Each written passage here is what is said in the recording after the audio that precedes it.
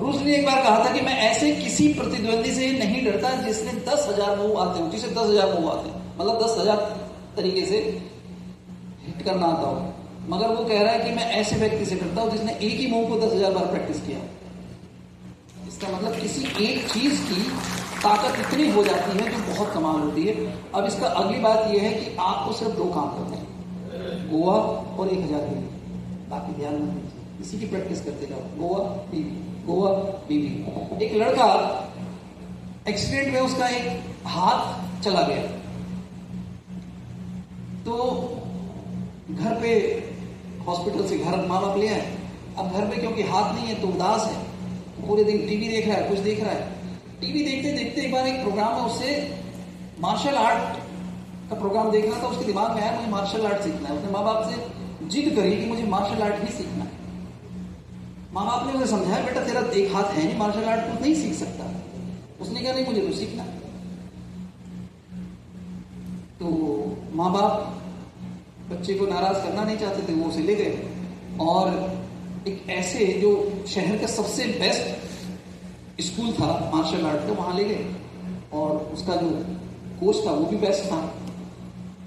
उसको कहा कि ये बच्चा हमें कह रहा है कि मार्शल आर्ट सीखना है इसे। उस बच्चे को देखा उसने, उसे लगा कि समझाया, बेटा मार्शल आर्ट थोड़ा मुश्किल काम है, तो मत सीख, हाथ नहीं है तेरा। उसने कहा नहीं मुझे सीखना है, जिद पकड़ ली। तो टीचर ने कहा मैं इसे सिखाऊंगा, मगर इसको एक कंडीशन है कि मेरी हर बात मानेगा और मुझसे कोई सवाल नहीं करेगा। और उसने माँ बाप से भी कहा कि आप भी मुझसे कोई सवाल नहीं पूछोगे, अगर जिस दिन आपने मुझसे कोई सवाल किया तो मैं इसे उसी दिन इंस्टीट्यूट से बाहर कर दूँ, कोचिंग से बाहर कर दूँ, मतलब मैं सिखाऊंगा नहीं। बच्चे ने मान ली उसकी बात, उसे सीखना था, ओके डन कर दिया। बच्चे की ट्रेनिंग शुरू हो गई। पहले दिन गया, टीचर ने उसे कहा, एक मूव सिखाया राइट हैंड का, राइट लेग एक मूव उसने सिखाया। तो पूरे दिन वो सीखता रहा। फिर दूसरे दिन गया, कोच ने कहा उसी को प्रैक्टिस करो। तीसरे दिन गया, तीसरे दिन भी वो बोला उसी को प्रैक्टिस करो। हफ्ता भर हो गया। माँ बाप ने पूछा, बेटा कैसा चल रहा है तुम्हारा कोचिंग? उसने कहा ठीक चल रहा है। क्या कर रहे हैं? वही कर रहा हूं जो पहले दिन कर रहा था। तो माँ बाप को समझ ही नहीं आई। मगर सवाल क्या था कि सवाल नहीं पूछना है, ये कोच की कंडीशन है। अब बच्चा भी नहीं पूछ सकता था कि मुझे ये क्यों सिखाया। अब सारे बच्चे अलग अलग प्रैक्टिस कर रहे थे, सब कुछ सीख रहे थे। अब इसका भी मन करता था कि मैं कुछ और करूं, बट टीचर से बोलता था कुछ और, कहता नहीं वही करो। उसने पूरे साल उससे वही कराया, पूरे साल। एनुअल डे हुआ और शहर का कोचिंग कंपटीशन हुआ, मतलब मार्शल आर्ट कंपटीशन।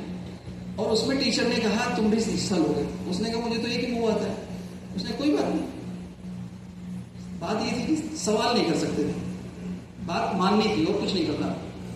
माँ बाप ने सुना तो उन्हें भी लगा कि ये कंपटीशन में बोल रहा है, मगर सवाल कर नहीं सकते थे। तो उन्होंने कहा बेटा अगर बोल रहा है तो जाओ। सब लोगों को ये पता था कि एक बच्चा है जिसका हाथ नहीं है और वो कंपटीशन में इस बार आ रहा है, तो सबको उत्सुकता हुई और सब देखने गए। पहला कंपटीशन हुआ, पहली जब फाइट हुई तो बच्चे को पता ही नहीं था और वो गया। पहले तो एक दो उसको पड़े, बट उसे एक ही आता था। उसे किसी तरह से एक मौका मिला, उसने जो अपना मूव चला तो दूसरा तो नॉकआउट हो गया। ये बच्चा जीत गया। मुझे बड़ी हैरानी, ये जीत कैसे गया? सब लोग बड़े खुश हुए।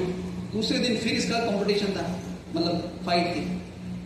अब 2-4 तो ये लगा इसको, मगर इसको जैसे ही मौका मिला इसने अपना मूव चला और दूसरा फिर नॉकआउट। अब इसे कुछ समझ बच्चे को आ नहीं रहा है कि क्या हो रहा है। माँ बाप को भी समझ, माँ बाप भी होते थे।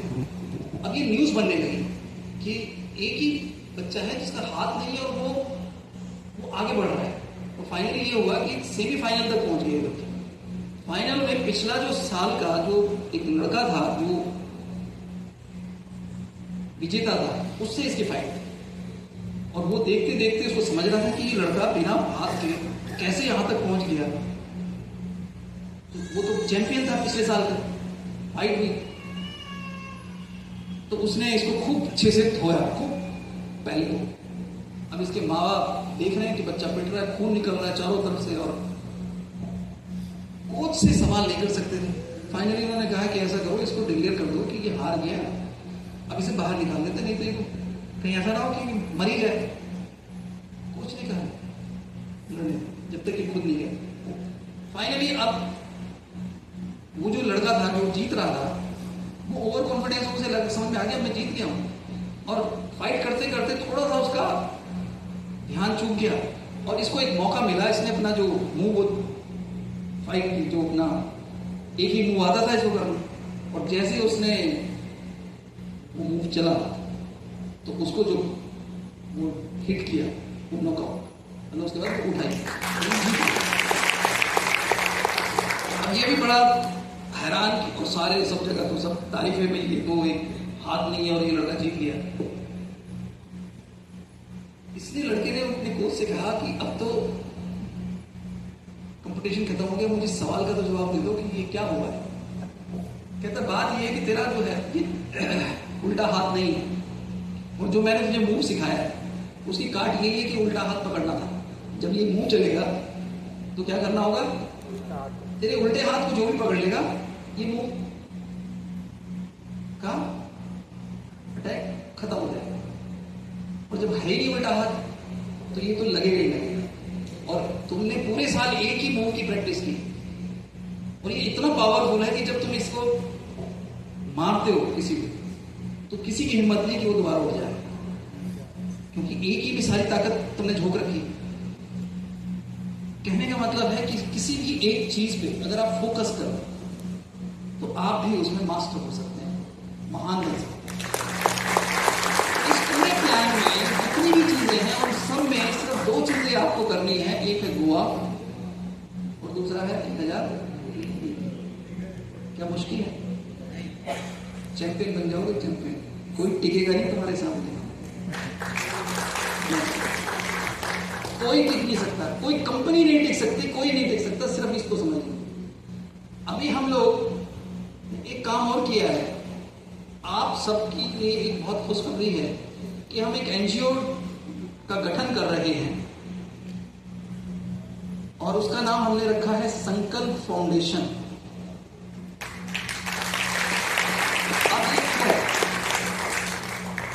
हिंदुस्तान बहुत बड़ा देश है, 150 करोड़ की आबादी, और इसमें हम रहते हैं, तो इसकी समस्याएं भी उतनी ही बड़ी हैं, कि नहीं?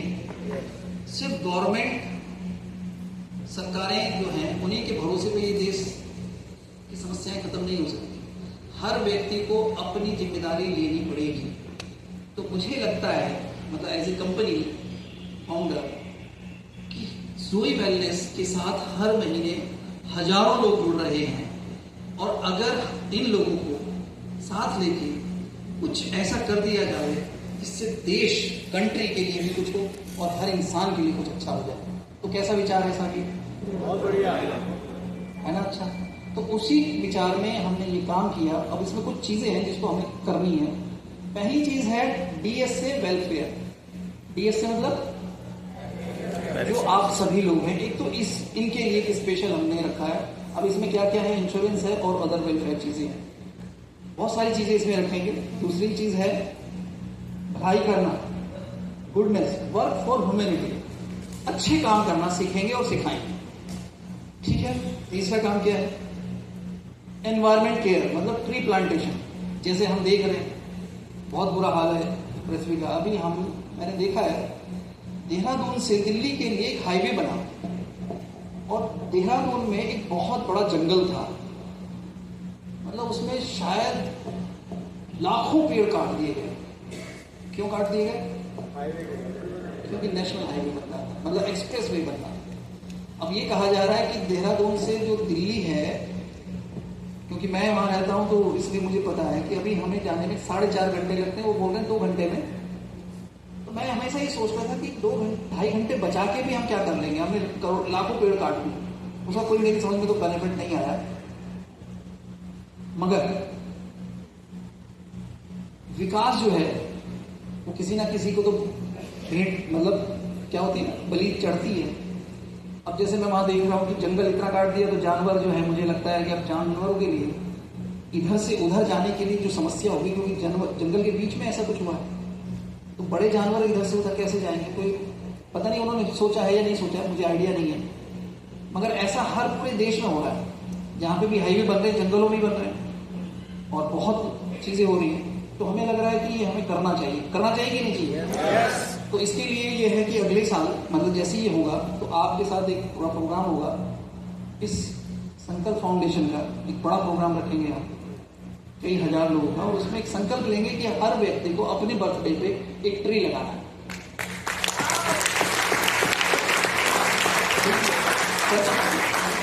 मुश्किल काम।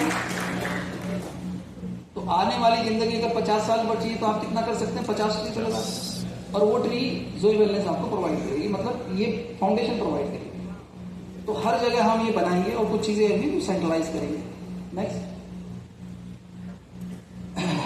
क्लीनिंग मूवमेंट, सफाई अभियान। मैं बहुत देखा है, जब मैं विदेश जाता हूं तो मैं वहां जाके मैं हमेशा शर्मिंदा होता हूं कि हम हिंदुस्तानी ऐसे क्यों नहीं है, मतलब इतना साफ हमारा देश क्यों नहीं। तो इसके लिए जागरूकता हमें करनी चाहिए कि नहीं करनी चाहिए? जैसे यहाँ पे वो छिलके नीचे गिर गए, वो किसी ने भी गिरा है। बात यह है कि हमारी आदत है, मुझे नहीं पता किसने गिरा है, मगर ये नहीं होना चाहिए ना। ये हमारी सिस्टम में इतना बड़ा फ्लॉ है कि हमें मतलब ध्यान ही नहीं है कि हम क्या कर रहे हैं। एक स्टोरी मैंने सुनी, पिछली बार बताई, स्टोरी का एक फिल्म देखी मैंने, मैं शायद आपको भी भेज दूंगा डॉक्टर साहब, फिर आप उनको भेजिएगा। वो कह रहे हैं कि उस जापान का एक शहर है, उस शहर में उन्होंने डस्टबिन ही नहीं रखे हैं। इसका क्या मतलब है? कि लोग अपना कूड़ा कहां लेके घूम रहे हैं, या तो जेब में या थैला लेके घूम रहे हैं। ये प्रैक्टिस है, और हम टेंसलेस हैं कि हम जहां बैठे हैं वहीं गंदा कर रहे हैं। ट्रेनों का हाल देखिएगा, ट्रेनों का आप तो करते होंगे ट्रेनों में सफर, मैं भी करता हूं। केला खा के वो नीचे कैसे गिराते हैं, मैं तो हैरान होता हूं, आप भी हैरान होते होंगे। इसको क्या करना है? मूवमेंट चलाना है। चलाना चाहिए कि नहीं चलाना चाहिए? yes. हमारे प्राइम मिनिस्टर भी ये कर रहे हैं, और जब ये करते हैं तो मुझे वो इंसान बहुत अच्छे लगता है। मतलब मैं फैन हूँ इस मामले में उनका, जब वो किसी कूड़े को उठाते हैं, क्योंकि एक व्यक्ति जो इस लेवल पे है, वो जब ये कर रहा होता है, चाहे भले वो प्रोग्राम है वो सारी चीजें, मगर ये मैसेज तो बहुत बड़ा है।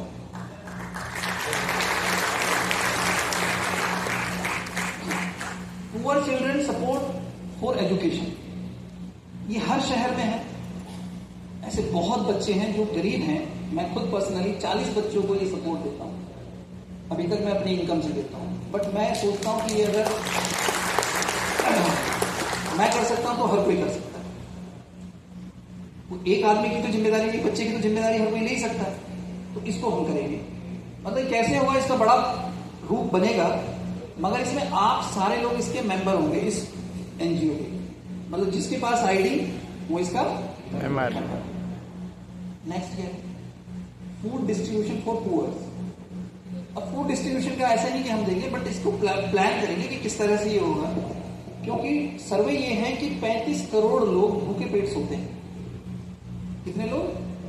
और ये हिंदुस्तान की बात बता रहा हूं। अमेरिका की टोटल जनसंख्या है 32 करोड़, और हमारे यहाँ 35 करोड़ तो भूखे पेट सोते हैं। इससे ज्यादा बुरा क्या हो सकता है हमारे यहाँ? और कितना खाना वेस्ट होता है, कितना खाना वेस्ट होता है, सोच नहीं सकते। इसका एक सिंपल प्रोग्राम बनाएंगे हम कि जितने 5 स्टार होटल के हैं जो खाना बच जाता है वो सारा, या जिस भी होटल में हम एक एनजीओ प्रोवाइड करेंगे, उनके खाने को इकट्ठा करेंगे और उन लोगों को देंगे जहां पे इसकी जरूरत है। समझ में आ रही कल्पना? साथ देंगे इसमें हमारा। और ये हर शहर के, हर डिस्ट्रिक्ट के, जैसे आपका ये शहर है तो इसका ये सेंटर यहीं बनाएंगे, मतलब इसको ऑर्गेनाइज वे में करेंगे। अब ये MLM मतलब हमारे बिजनेस के अलावा, और इसके लिए आपको पूरे दिन काम नहीं करना है, इसके लिए दिन सिर्फ अपना आधा घंटा निकालना है। तो आधा घंटा तो निकाल सकते हैं, क्या सर? निकाला जा सकता है। Next, medical support. ऐसे कितने बहुत लोग हैं जो बिना दवाइयों के इलाज नहीं करा पाते हैं, या मर जाते हैं। ये हम करेंगे। और ऐसे बहुत सारी कंपनियां हैं, बहुत बड़े बड़े घराने हैं जो बहुत पैसा है वो दे सकते हैं हमें पैसा इसके लिए, और हम इसको आगे करेंगे इस काम को। जी नेक्स्ट, वुमेन एम्पावरमेंट। अगर आप देखें शहरों को छोड़ दें, आप लोग तो बहुत अच्छे हैं क्योंकि आपको इशू नहीं है, मगर थोड़ा सा इंटीरियर में जाएंगे तो औरतों की हालत बहुत बुरी है, बहुत बुरी। हर एक आदमी का फर्ज बनता है कि इंसान को इंसान की तरह जीने का अधिकार उसे देना चाहिए। मैं कोई आइडियल बातें नहीं बोल रहा हूँ, मैं सिर्फ इतनी बातें बोल रहा हूँ कि जिंदगी के किसी एक मौके पे मुझे भी कुछ लोगों ने सपोर्ट किया था, तभी मैं यहाँ तक पहुंचा, या आपको भी किसी ना किसी ने तभी सपोर्ट किया होगा। तो हर व्यक्ति को सपोर्ट की जरूरत पड़ती है। पौधा बड़ा तब होता है जब उसके आगे साथ अच्छा माली क्या करता है, उसके साथ एक सपोर्ट लगा देता है कि नहीं लगा देता है, फिर वो उस पर खड़ा हो जाता है, फिर एक वक्त में इतना स्ट्रांग होता है उसे जरूरत नहीं पड़ती। तो ये जरूरत है।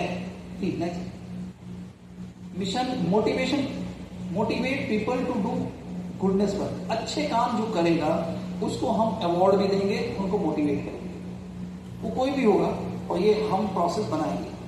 कुछ बड़ी एनजीओ के साथ जुड़ेंगे, कुछ और एनजीओ को अपने साथ लेंगे, और आप सबको अपने साथ लेंगे। मैंने बहुत लोगों को देखा, जब मैं ये विचार की बात कर रहा था तो बहुत लोगों ने कहा हमारा भी मन है लोगों की मदद करना, हमारा भी मन है अच्छे काम करना। तो मैंने कहा करते क्यों नहीं, कैसे करें, मतलब उनके पास रास्ता नहीं। तो जोई वेलनेस के थ्रू हम ये काम कर सकते हैं। क्या कहते हैं? यस, कर सकते हैं। यस। अच्छा, मैं बता रहा हूँ, मैं अपनी इनकम का 3% निकालता हूँ। 3% हर महीने अपनी इनकम का 3% निकाल के, ऐसे जैसे बच्चे हैं, 40 बच्चे हैं, और अगर मैं आपसे कहूँ आप अपनी इनकम का 1.5% निकाल के मुझे अगर दे दें तो चलेगा? यस। ज्यादा है? 1 लाख रुपए में 1,500 रुपए ज्यादा है? गवर्नमेंट को आप 36% देते हो, 1.5% तो दिया जा सकता है। क्या डॉक्टर साहब, वो 1.5% कंपनी का 3% कितना हो गया? 4.5। इससे हम काम कर लेंगे कि नहीं कर लेंगे? यस।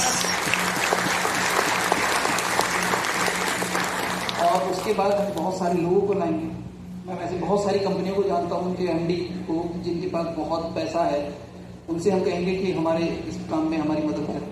हर कोई तैयार है, अच्छे काम करने को हर कोई तैयार है, मगर उसे रास्ता नहीं मिलता है, मौका नहीं मिलता है, या तरीके नहीं पता उसे क्या करना है, या कहाँ इसको मदद करनी है। जैसे कि मैं अक्सर, मुझे याद है, मैं कोई अगर रास्ते में कोई भिखारी होता है तो अक्सर लोग सबसे छोटा सिक्का ढूंढ रहे होते हैं। मैं हैरान होता हूँ कि किसी को 10 रुपए देने से उसका फायदा भी क्या हो जाएगा। तो ठीक ठाक पैसे दे दो, अगर दे रहे हो तो 100 रुपए तो कम से कम दे दो। इतने तो अमीर हैं हम कि किसी को 100 रुपए दे सकते हैं, कम से कम उसका और उसके घर का एक दिन का तो काम चल सकता है, एक वक्त का खाना तो खा सकता है। इतना सोच के हमें मदद करनी चाहिए। ये बेकार का माइंड सेट है कि इसको सबसे छोटा हिस्से कर लेना है, अगर दे रही है तो ठीक ठाक मदद करें। आई मीन टू से, मुझे नहीं पता, मुझे बहुत सारे लोग बोलते हैं कि ये लोग प्रोफेशनल हैं, ये लोग मतलब इनका एक बिजनेस है, इनका ये है। मेरे सामने जो है, अगर वो नीडी है तो उसकी मदद होनी चाहिए। क्या कहते हो आप? यस। Very good. तो हम ये वाला काम करेंगे। इसके लिए मैं आपको बताऊंगा, इसके लिए हमने रजिस्ट्रेशन के लिए भेज दिया है इसको। और इसमें पहले ये बताइए आइडिया कैसा है? बहुत बढ़िया।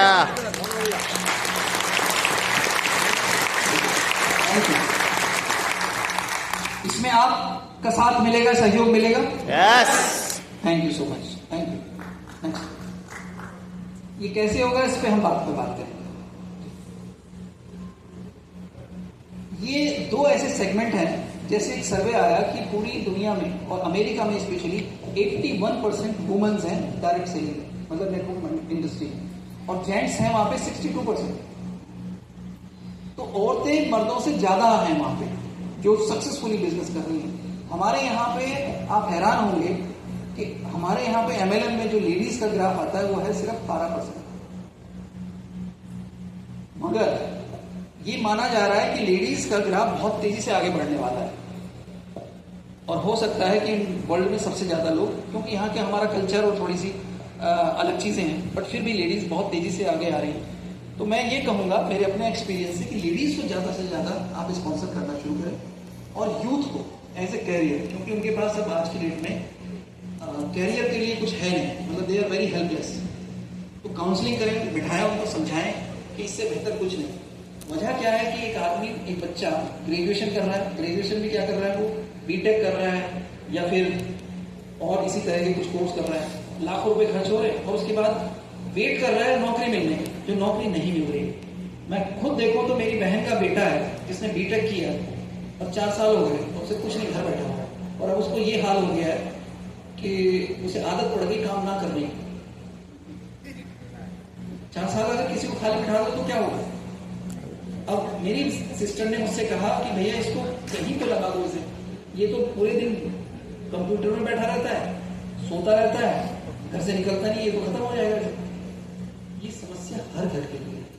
अगर सही मायने में हम यूथ को अपने साथ जोड़ लें तो वो उनकी जिंदगी बदल जाएगी और वो हमारे बिजनेस में बहुत बड़ी पावर बनती है।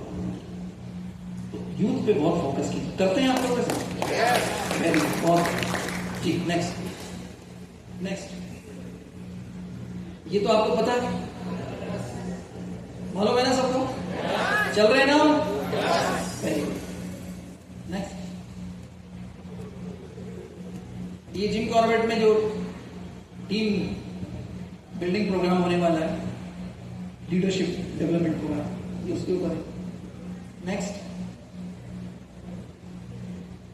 ये जानते हैं आप ये क्या है? हाँ, इसको थोड़ा समझते हैं। देखिए, मैंने आपसे कहा 1000 बीवी, 1000 बीवी का मतलब है 2000 रुपए का प्रोडक्ट। और अगर हम 1500 करोड़ या 150, 300 करोड़ की बात कर रहे हैं तो प्रोडक्ट अवेलेबल कहां से होगा? वो होगा फ्रेंचाइजी से थ्रू। उसके बिना आप इतना बड़ा बिजनेस खड़ा नहीं कर सकते।